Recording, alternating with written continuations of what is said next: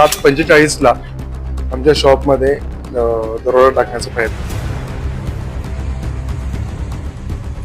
वडिलांच्या कानाला सत्तूर लावण्यात आला आणि मदत मागण्यासाठी जोरजोरात आरडाओरडा केला. सत्तूर घेऊन येत आहेत, बंदूक आणतात. यावेळेस ही गोष्ट कळणं फार अवघड आहे.